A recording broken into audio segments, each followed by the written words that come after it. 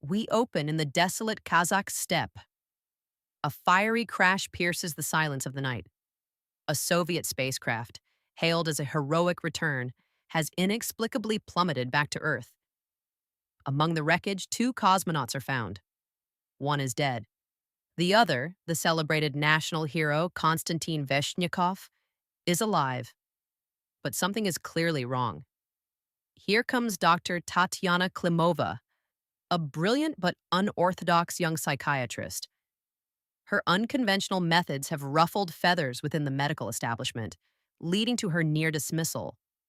However, her sharp intellect and willingness to think outside the box catch the attention of a high-ranking KGB official, Colonel Semiradov. Semiradov brings Tatiana to a remote, heavily guarded research facility. Here, under the guise of treating Veshnyakov for PTSD, she is tasked with a far more sinister mission. Veshnyakov is not merely traumatized, he is a host. An alien organism, a parasite, lives within him, emerging at night. Initially skeptical, Tatiana witnesses the horrifying reality firsthand. The creature, sleek and predatory, leaves Veshnyakov's body under the cover of darkness, feeding on an unknown substance provided by the scientists.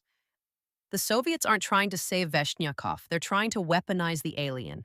Konstantin Veshnyakov is more than just a vessel. He's a decorated cosmonaut, a national icon. As Tatiana spends time with him during the day, a fragile bond forms.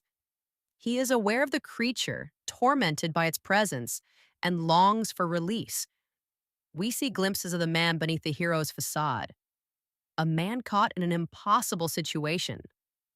Colonel Semiradov embodies the ruthless pragmatism of the Cold War. For him, the alien is not a threat but an opportunity. He envisions it as a biological weapon, a tool to give the Soviet Union an undeniable advantage. His cold demeanor and unwavering focus on this objective create a constant sense of dread. As Tatiana observes the alien, she begins to understand its biology. It appears to have a symbiotic relationship with Veshnyakov, somehow keeping him alive despite the immense strain. Its feeding habits remain a mystery, adding to the unsettling nature of its existence. Tatiana finds herself caught in a moral quagmire. Should she prioritize Veshniakov's well-being, even if it means jeopardizing the potential weaponization of the alien? Or should she adhere to the demands of the state, sacrificing one man for the perceived greater good? Her internal struggle forms a crucial emotional core of the film. The scientists, under Semiradov's direction, attempt various methods to separate the alien from Veshnyakov. These experiments are brutal and reveal the creature's resilience and the deep connection it shares with its host. Tatiana witnesses these procedures with growing horror and empathy for Veshnyakov. Driven by her conscience and a growing understanding of Veshnyakov's suffering, Tatiana begins to defy Semiradov's orders. She seeks ways to help Veshnyakov, to understand the alien on her own terms, even if it puts her in grave danger. Through her observations, Tatiana makes a crucial discovery.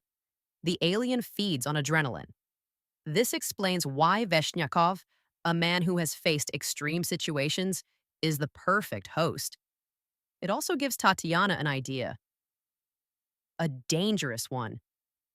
Tatiana devises a risky plan to separate the alien from Veshnyakov. It involves inducing a massive adrenaline surge in Veshnyakov at a specific time, hoping to overload the creature and force it to detach permanently. As Tatiana prepares to execute her plan, she faces direct opposition from Semiradov. He sees her actions as treason, a threat to the Soviet Union's strategic interests. Their confrontation highlights the clash between human compassion and cold, calculated ambition. The tension reaches its peak as Tatiana initiates her procedure. The facility holds its breath as Veshniakov's body convulses, his heart racing. The alien emerges, agitated and vulnerable. The outcome hangs in the balance. In the chaotic aftermath, Tatiana, with the help of sympathetic personnel within the facility, manages to escape with Veshnyakov. Their escape is fraught with peril, as Semiradov and his forces are in hot pursuit. Tatiana and Veshnyakov on the run, their future uncertain. The alien is no longer attached to him, but the experience has left deep scars. They are fugitives, hunted by the very nation that once celebrated Veshnyakov as a hero. To really find out how this movie ends, you have to watch it. Sputnik is more than just a creature feature. It delves into themes of Cold War paranoia, the dehumanizing nature of state-sponsored ambition, and the power of human connection in the face of the unknown. It asks difficult questions about the value of an individual life versus the perceived needs of the collective. The film masterfully blends suspense, horror, and psychological drama, leaving the audience to ponder the ethical implications long after the credits roll.